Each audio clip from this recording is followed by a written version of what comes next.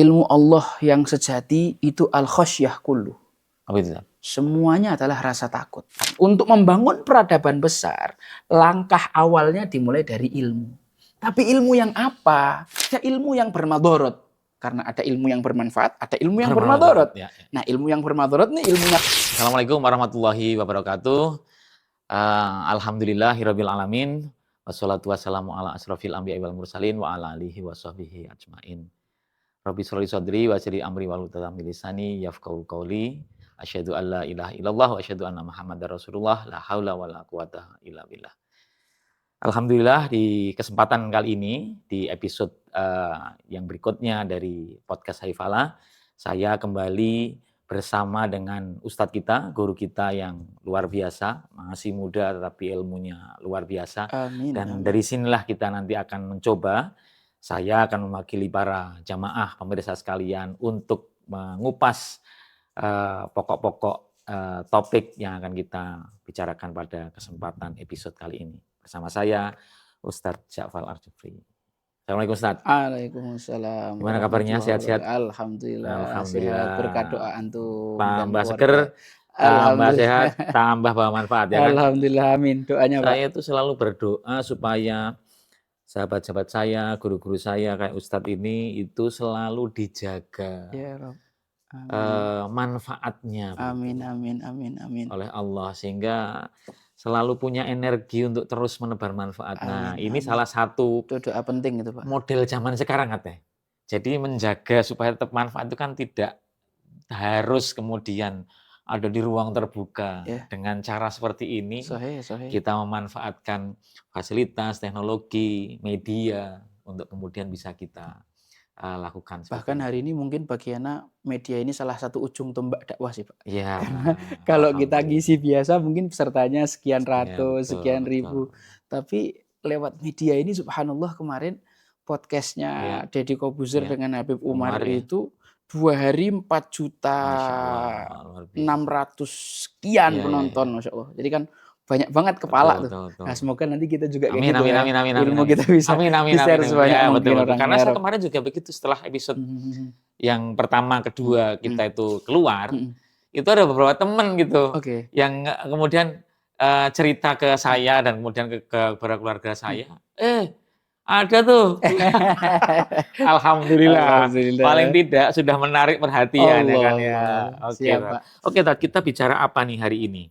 Kita mau bicara tentang sesuatu yang mungkin saya ingin mulai dari satu saya nggak tahu apa pendapat atau saya juga punya anggapan itu bahwa salah satu penyebab Allah itu mencintai hambanya itu karena hamba itu adalah hamba yang tidak pernah berhenti belajar.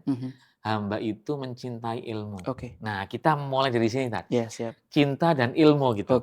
Karena ini bahasan ini nanti saya ingin bawa ke situasi kondisi saat ini yang menurut saya ada sisi-sisi yang cukup memprihatinkan gitu ya. Nah, saya ingin kita mulai dari apa nih Tad? Hubungan antara cinta Allah dan ilmu begitu. Silakan Tad, monggo Tad. Kita mulai dari sini. Ana ingin memulai dari kemarin tanggal 11, 12, 13, 17 sampai 20 kehadiran guru kita semua Al-Habib Umar bin Muhammad bin Salim bin Hafid ke Indonesia. Beliau adalah gurunya para guru, core of the core biasanya acara Hall Solo di tahun-tahun sebelumnya itu pesertanya sekitar 700.000 sampai 1 juta. Wah, tahun ini karena ada hadir guru kita Al-Habib Umar, itu pesertanya 2 kali lipat, Pak. Masya Allah. Pesertanya 2 kali lipat sampai alun-alun itu pun juga terisi segitu banyaknya orang. Semuanya pingin datang, semuanya pingin ngelihat, walaupun mungkin tidak ngelihat langsung, tapi hanya lewat layar. Semuanya pingin mendekat, padahal mereka juga tidak paham bahasa Arab. Tidak paham langsung apa yang beliau sampaikan. Mutarjimnya mau pas apa enggak kan orang juga enggak ngerti, tapi orang datang untuk mendengarkan. Kemudian Mereka mengeluarkan uang yang tidak sedikit karena bukan cuma dari luar kota atau luar pulau, dari mancanegara pun datang. Ada Masya yang Allah. dari India, ada yang Masya dari Allah. Eropa, ada Masya yang dari Allah. Arab, ada yang dari Tarim. Datang ke Indonesia, kesedot. Hmm. Oh, kenapa begitu kuatnya daya tarik beliau? Nah, ternyata ada sebuah hadis Nabi Muhammad SAW yang luar biasa. Bunyinya begini, innallaha idza Mm-mm. ahabba Mm-mm. abdan au Mm-mm. ahabba fulan nada Jibril. Allah tuh kalau mencintai seorang hamba atau mencintai fulan, maka Allah akan manggil malaikat Jibril. Oh iya, iya, iya, iya. Lalu Allah berfirman, ya Jibril inni uhibbu fulan fa'ahibhu. Aku cinta sama fulan ini wahai Jibril, maka cintailah dia. Maka fayuhibbuhu Jibril. Seketika itu juga malaikat Jibril mencintai orang tadi. Ini malaikat Pak, layak sunallaha ma'amarahum wa Masya yaf'aluna ma yu'marun. Allah. Diperintahkan Allah untuk cinta, seketika Seketika itu itu ya. juga cinta. Kalau kita kan butuh proses Ya, panjang ya, ya, untuk ya. mencintai orang. Ya, ya. Bahkan ada yang udah menikah bertahun-tahun belum kunjung mencintai. Iya, Kan? iya, iya, iya. Iya, iya, betul, Pernikahan betul. tanpa Betul, cinta. betul, betul, betul. Loh, ini malaikat langsung cinta. Fa'idha ahabbahu Jibril. Kalau Jibril mencintai, maka kemudian Jibril nada ahlas sama, yunadi ahlas sama, memanggil seluruh penduduk langit. Lalu Jibril mengatakan, ya ahlas sama, innallaha yuhibbu fulan fa'ahibbuhu. Allah mencintai fulan, maka kalian cintailah dia. Seketika itu seluruh penduduk langit mencintai fulan tadi itu, wa ruziqa bil qabul fi ahlil ard, atau dalam riwayat wa wudi'alahul qabul fi ahlil ard. Maka Allah membuat seluruh penduduk bumi itu menerima dia. Mencintai dia. Kalau ada seseorang yang begitu dicintai umat, dia soleh, dia alim, dia lurus, dia adalah kekasih Allah, itu tandanya Allah merizkikan kepada orang tadi al-qabul. Bisa jadi penerimaan itu ketika orang itu masih hidup, atau bisa jadi ketika orang itu sudah meninggal. Oke. Kemudian di sini ada pertanyaan menarik berikutnya. Iya, iya, betul, Oke, caranya betul. supaya kita dicintai Allah tuh gimana? Betul, betul, betul, Kan betul. gitu. Betul, betul. Nah, ini kan tadi Allah mencintai orang, maka Allah akan berbuat seperti itu. Kenapa orang begitu mencintai Habib Umar, padahal mungkin belum pernah ketemu? Ya karena Allah wudi alahul qabul. Nah, supaya kita dapat cinta dari Allah gimana? Salah satunya dengan tadi, orang ini adalah senang, cinta, belajar, cari ilmu. Yes, Allah mengatakan dalam Al-Quran clearly, Qul in kuntum tuhibbunallaha fattabi'uni yuhibbukumullah wa yaghfir lakum dzunubakum. Katakanlah wahai Muhammad kepada umatmu, kalau kalian mencintai Allah, maka ikutilah aku. Ikutilah Nabi Muhammad. Ikutilah sunnah Nabi Muhammad. Maka dengan kita mengikuti sunnah Nabi Muhammad, yuhibbukumullah. Allah akan mencintai kalian.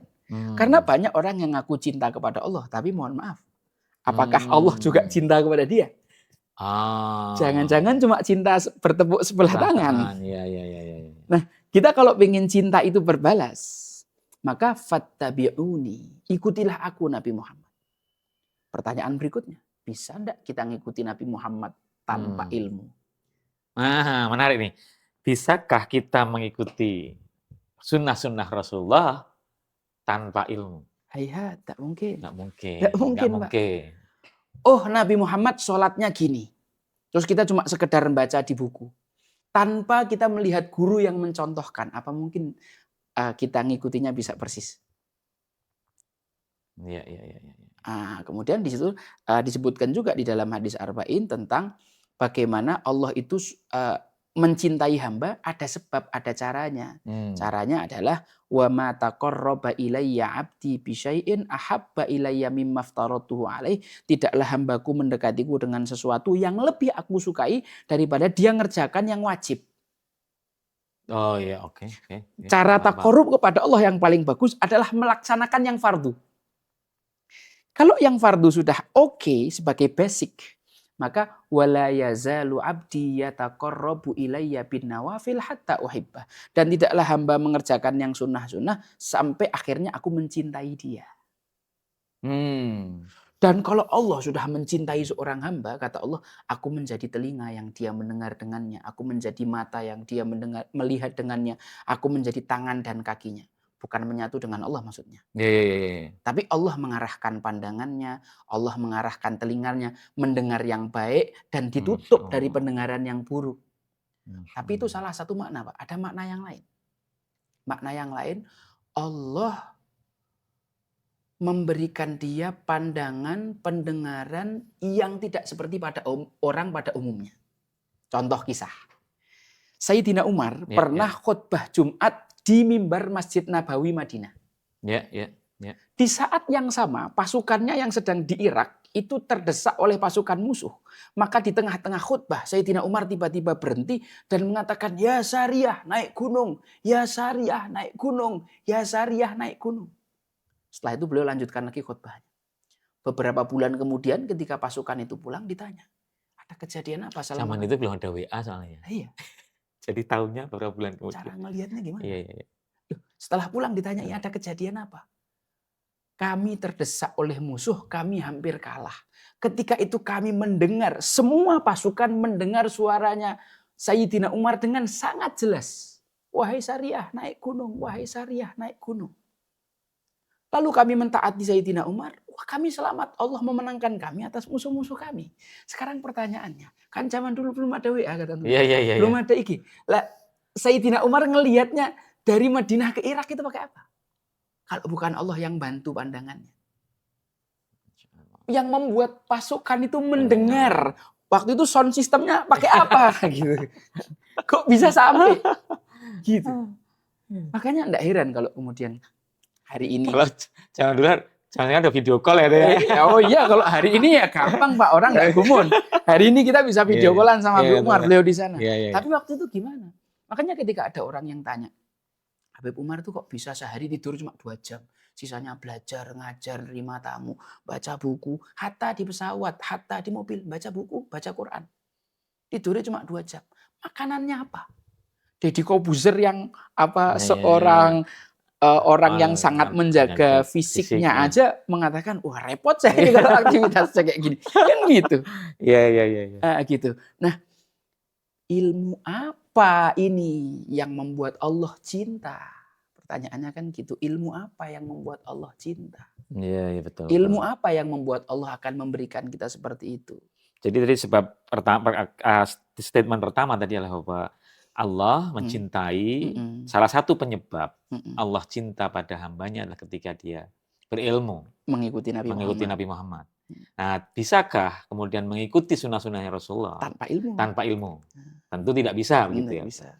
Nah, terus kemudian ilmu apa ini? Ilmu apa? Yang membuat kita bisa dicintai oleh Allah dan kemudian bisa mengikuti sunnah-sunnah Rasulullah. Al-Imam Al-Arif Billah Idrus bin Umar bin Idrus Al-Habashi, ini gurunya Habib Ali Sohibul Maulid, mengatakan ilmu maksudnya al-ma'hudu syar'an, sesuatu yang dimaksud oleh syar'i, wa huwa at-tafsir wal hadits wal fiqh wa alatuha. Ilmu yang membuat kita itu semakin kenal kepada Allah adalah ilmu tafsir, ilmu hadits, ilmu fikih, dan ilmu alat. Maksudnya bahasa Arab dengan 13 cabang disiplin ilmunya. Kalau guru saya menambahkan ilmu akidah dan juga ilmu tasawuf. Yang mana dengan mempelajari ilmu-ilmu ini kita semakin kenal Allah, kita semakin kenal Nabi. Kalau kita mempelajarinya dengan niat yang ikhlas, maka ilmu ini akan mengantarkan kita pada cinta Allah tadi itu, Pak. Sebentar, saya jadi tergelitik ketika tadi ilmunya ya. Yang kemudian bisa kita dicintai. Terus kemudian Ustaz sudah menyebutkan dengan niat yang ikhlas. Gitu ya. Nah, saya jadi berpikir nih, untuk mengelaborasi nih, selain niat yang ikhlas, apa nih SOP yang lain? Supaya kita bisa mendekati kesuksesan untuk bisa memahami ilmu tadi. Wah, ini jadi berepisode-episode ini. Jawabannya kita buka dulu. Kita bongkar dulu sedikit gitu Kak.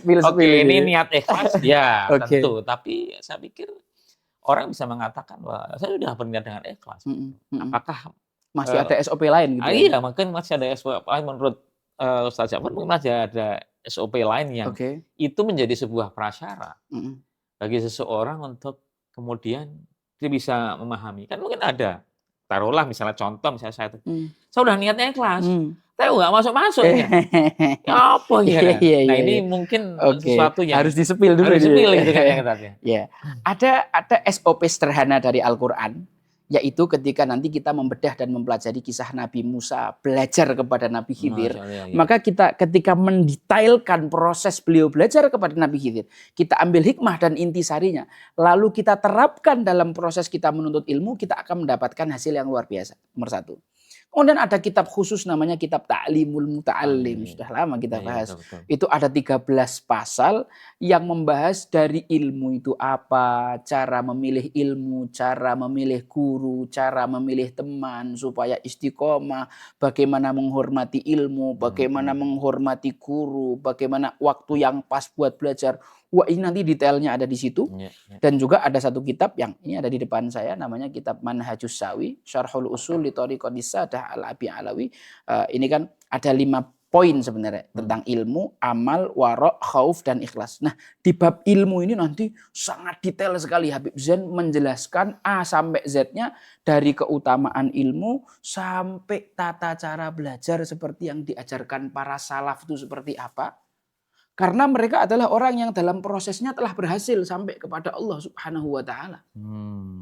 Lah, ketika kita mengikuti SOP cara belajar mereka itu, kita pelajari satu persatu, kita akan bisa berjalan seperti jalan yang mereka lalui. Kita akan sampai sebagaimana mereka sampai. Nah, saya juga tergelitik lagi nih tanya. Ini elaborasi yang nanti akan di episode-episode selanjutnya. Ya, marhaba. Ilmu apa nih yang kemudian membuat orang yang sudah menggunakan SOP, menggunakan memenuhi syarat tadi itu bisa lebih dekat, lebih dicintai oleh Allah? Tentu kan asumsi saya, tidak semua ilmu dong. Ya kan? Of course. Ilmu yang seperti apa yang membuat dia itu makin dekat, ini mesti harus dikasih highlight dan garis bawah nih. Siap. Sederhananya, ilmu yang mendekatkan kepada Allah adalah ilmu nafi, ilmu yang bermanfaat. Ilmu yang bermanfaat adalah ilmu yang setelah kita mempelajarinya, kita semangat untuk mengamalkannya. Semangat untuk mengamalkannya. Catat ya. Semangat untuk mengamalkannya. Karena banyak orang yang belajar sampai tingkat tinggi, yang dipelajari juga tafsir. Yang dipelajari juga hadis, yang pelajari juga fikih kan seperti tadi yang disebutkan tadi Habib Idrus. Tapi niat dalam mempelajarinya salah, dan kemudian dia setelah mengilmui itu semua tidak dia amalkan. Sebagaimana disebutkan dalam sebuah perkataan, dalam sebuah athar, manisdada ilman walam yazdad hudan lam yazdad minallahi illa bu'dan. Orang itu kalau bertambah ilmunya tapi tidak semakin dekat kepada Allah, justru ilmunya itu membuat dia semakin jauh dari Allah Subhanahu wa Ta'ala. Masya Allah. Banyak orang yang sudah sampai di tingkat pendidikan yang sangat tinggi mempelajari ilmu tafsir. Akan tetapi ketika kemudian dia hidup di dunia nyata, tidak menggunakan ilmu itu untuk mendekatkan diri kepada Allah, tidak untuk memberikan maslahat kepada umat, kepada anak-anak muda yang hari ini sedang punya banyak problematika, yang ada ilmunya dipakai untuk kepentingan pribadi, untuk dapat harta, untuk dapat dunia dari ilmu tersebut.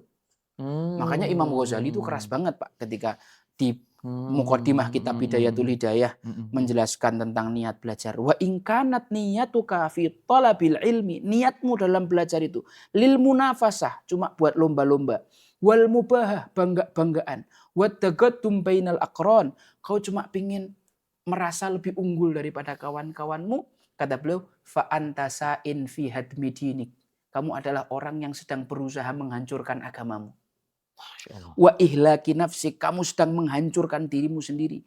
Wa bai'i akhiratika bidunia, kamu orang yang sedang menjual akhirat. Kau udah punya akhirat nih, akhiratnya kau jual dibayar pakai dunia. Wa muallimuka syarikun laka fi isyanik, bahkan gurumu juga bersekutu dapat dosa atas salah niatmu dalam belajar diilustrasikan oleh Imam Ghazali, orang yang belajarnya salah niat seperti seorang penjual pedang yang menjual pedang kepada begal. Nah, ini analogi yang bagus nih. Seorang penjual pedang yang menjual pedangnya kepada begal. Ini diilustrasikan seperti guru yang mengajarkan ilmu. Ilmu itu seperti pedang, bermata dua, bisa dipakai untuk kebaikan dan bisa dipakai untuk keburukan. Nah, yang beli siapa? Kalau yang beli begal, berarti kita tahu ini pedang bakal dipakai buat ngerampok. Gitu juga guru yang mengajarkan ilmu kepada sembarang murid. Kalau guru-guru zaman dulu enggak sembarang terima murid, Pak. Mesti diseleksi dulu. Niat dia belajar apa? Sampai murid nunggu di depan rumah gurunya berhari-hari, disiram air panas. Karena pingin tahu dia jujur enggak niatnya dalam belajar. Nah, ini sangat menarik. Tadi saya mau bertanya. Bagi pencari ilmu, tapi bagi orang yang sebagai guru tadi, adakah syarat itu berlaku? Tuh, saya sudah menjelaskan sedikit gitu. Ada, bahwa tidak semua guru mau nerima. Dia harus kemudian ngecek dulu kan. Artinya ngecek dulu, niatnya bener nggak nih? Lurus nggak niatnya? Karena jangan sampai pedangnya aku kasihkan, ternyata niatmu nggak lurus gitu.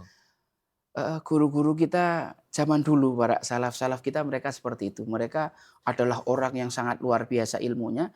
Dan mereka tidak sembarang menerima murid dan tidak sembarang memberikan ilmunya kepada semua murid. Pasti dinilai dulu kan, ini niatnya murid apa, kapasitasnya dia seberapa. Sehingga ilmu yang diajarkan tadi menjadi ilmu yang bermanfaat, bukan menjadi ilmu yang berbahaya. Yes. Dan tetap ada satu fenomena gitu ya, kalau saya melihat. Bahwa semakin orang itu berilmu, semakin dia tinggi pengetahuannya, itu sebagian besar ya, mungkin hampir semua, itu makin rendah hati. Harusnya gitu.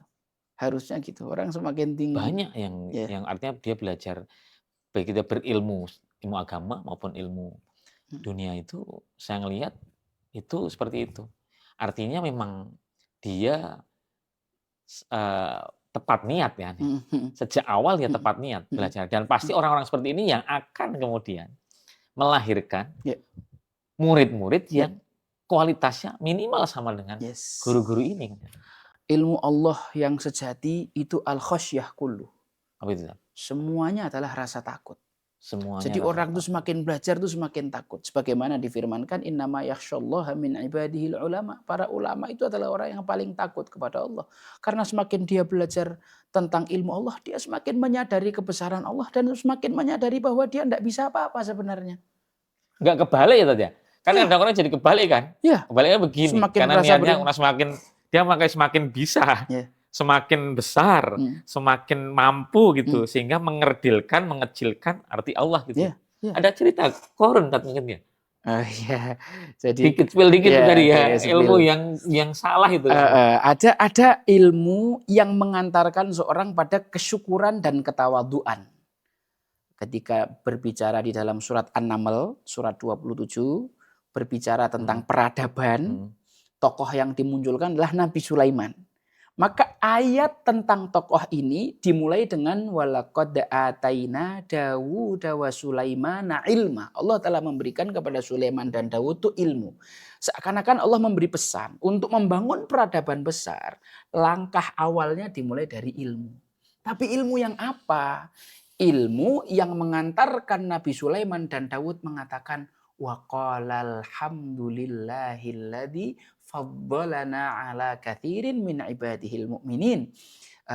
Ilmu yang membuat mereka bersyukur, menyadari bahwa ini ilmu sumbernya dari Allah, bukan gara-gara kemampuan kita. Nah, semakin orang begini, dia akan semakin tawadhu.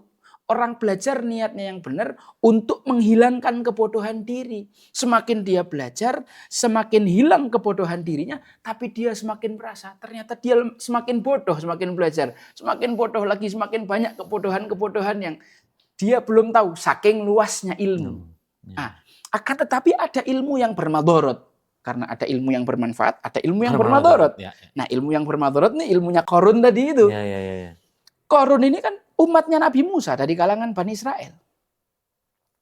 Tapi kok bisa dia kaya raya? Ternyata salah satu jawabannya adalah dia itu penjilatnya Qarun. Dia adalah orang yang membocorkan semua informasi tentang pergerakan dakwah Nabi Musa dan Bani Israel kepada Firaun. Dan Firaun ini tidak tanggung-tanggung ketika membayar dan memberi hadiah. Kadang-kadang dia sekali ngasih hadiah 1 ton emas. Masya Allah. Makanya Qarun itu diceritakan dalam Al-Quran tentang kekayaannya. Ma'anna mafatihahu latanu ubil usbati ulil quwwah. Kunci pintu gudangnya dia itu bisa digotong oleh beberapa orang yang besar-besar. Itu baru kuncinya, Pak. Lah pintunya sak berapa? Lah gudangnya sak berapa? Lah isinya sak berapa? Akan tetapi dengan semua kekayaan itu dia tidak mau memberikan hak orang lain. Tidak mau dia infak, tidak mau dia sedekah, tidak mau dia zakat. Sampai Nabi Musa mengingatkan ada hak orang lain di dalam hartamu. Ketika disuruh zakat, apa jawaban Qarun? Innama utituhu ala ilmin indi. Aku dapat ini kan karena ilmu saya. Loh, aku sampai gini kan gara-gara latar belakang pendidikan saya. Loh, kan saya S3 di universitas ini. Lah kan saya sudah profesor. Wajar aja saya kaya. Loh, saya itu kan jungkir balik untuk sampai mendapatkan ilmu ini. Kenapa tiba-tiba orang lain harus saya kasih? Kata Qarun gitu. Innama utitu ala ilmin indi. Ini semua saya dapat karena ilmu saya. Dia tidak sadar. Yang ngasih dia ilmu kan Allah. Yang bukakan pemahaman dia kan Allah. Karena ada satu ustadz yang sama, ngisi di majelis yang sama, durasi waktunya sama, pesertanya sekian banyak, daya tangkapnya beda-beda. Siapa yang ngasih pemahaman orang sekian, ngasih pemahaman orang sekian? Allah. Makanya doanya, Rabbi zidni warzuqni. Karena pemahaman itu rizki. Tak bisa diarani. Ada orang cuma duduk diem ngantuk-ngantuk paham. Ada orang melotot tidak paham. Karena pemahaman itu dari Allah kan gitu. Maka karena ilmunya tadi Qarun menyebabkan dia jadi sombong. Orang yang dapat ilmu kemudian jadi sombong kayak Qarun, nasibnya pasti tidak jauh-jauh beda sama Qarun suatu hari nanti. Fakhasafna bihi wa bidarihil arda, kata Allah kami tenggelamkan dia. Khosaf itu bahasa Indonesianya likuifaksi. Tanah bergerak. Tanah yang keras, mencair, lalu ya bergerak dan berputar di bawah. Saya pernah ketika ke Palu, ke Petobo, ketemu sama salah seorang yang selamat, dia mengatakan, saya itu kesedot sampai 8 meter atau 12 meter ke bawah dan saya diputar di bawah. Itulah yang terjadi pada Qarun. Tanah yang keras, mencair, lalu tenggelam separuh badan, kemudian keras lagi tanahnya, kemudian dia menyaksikan dengan mata kepala sendiri semua harta yang dia miliki ditenggelamkan sama Allah Subhanahu wa Ta'ala. Itu sakitnya sampai hati banget itu. Iya. Dan Puter langsung ya. Setelah itu dia mati su'ul khotimah. Terus duitnya, hartanya, emasnya segala macam diputar di bawah tanah. Makanya orang kalau nemu harta asal-muasalnya nemu harta di bawah tanah namanya harta karun. Karun ya. Baik, Tata, luar biasa nih kita bahas ini ternyata baru Mukotimah ini. Sekali ya tadi ya. Mukotimah aja belum selesai gitu. Belum masuk kisah Nabi Musa. Sama Nabi Musa. Kita akan bahas lebih dalam lagi di episode berikutnya tentang bagaimana tadi syarat dan ketentuan yang berlaku supaya orang itu tadi bisa kemudian mendapatkan ilmu yang mendekatkan dia pada Allah. Semoga nanti ya Pak ya, teman-teman ini bisa sampai pada pemahaman, kalau ingin membangun sebuah peradaban yang besar, kita mesti setiap Gen Z ini atau anak-anak muda ini menyelesaikan problematika yang sedang dia hadapi. Betul. Wah, ilmu solusinya. Ilmu. Tidak ada yang lain. Tidak ada yang lain. Jalan pintas dalam mencari ilmu, jalan pintas dalam mencari solusi-solusi. Meskipun itu berdasarkan pengetahuan atau ilmu, menurut saya itu tidak akan bisa menyelesaikan akar persoalan. Dan ini yang nanti di episode berikutnya saya coba untuk gali lebih dalam lagi. Jadi jangan lewatkan, ini episode ini nyambung, tidak berdiri sendiri seperti biasa. Saya harus ngupas-ngupas, ini sayang kalau ilmunya cuma dikulik-kulik dikit nggak keluar semua nanti. Jadi harapan saya tetap ikuti Haifalah podcast karena di sini menebar kisahnya belum ada, baru dikit. Baru mukadimah Baru belum masuk mukadimah. kisah. Dan dari sini kita nanti akan mendapatkan berkah. Insyaallah. Dan berkahnya tidak hanya berkah ketika kita di dunia, tapi juga insya Allah sampai dengan berkah kita di akhirat Ya nanti. Rabb. Amin. Nantikan di episode berikutnya. Sampai ketemu. Wabillahi taufiq wal hidayah. Assalamualaikum warahmatullahi wabarakatuh. Waalaikumsalam warahmatullahi wabarakatuh.